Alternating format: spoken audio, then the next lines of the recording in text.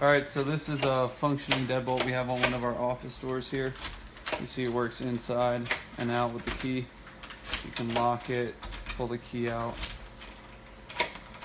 unlock it, pull the key out, so that works okay. So I'm going to simulate the problem you're having.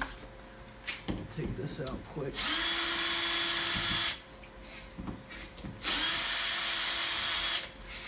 Come around to the other side, Nick. So I'm going to pull this cylinder out.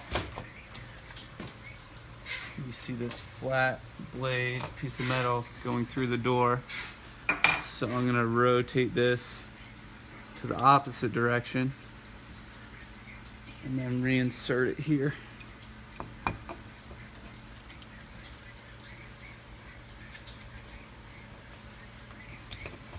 And try to get these screws lined up again.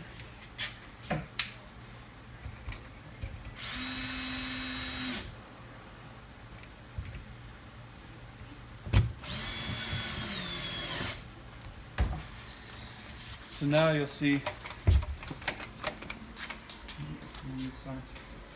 same deadbolt, but now this is not locking or unlocking. The only way I can make that lock and unlock is if I put this key in, and then it'll allow me to do that. But then from this side, you can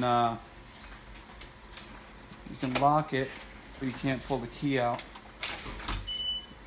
You can unlock and pull the key out, but you can't lock it, then bring it back to center to pull the key out. So basically that's the problem you're having. You just, if it's doing this right now, how we're showing it here. Let's see if I can get the key back out. Not working.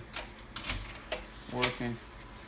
Then you just need to pull this cylinder out, rotate that flat spindle, put it back in.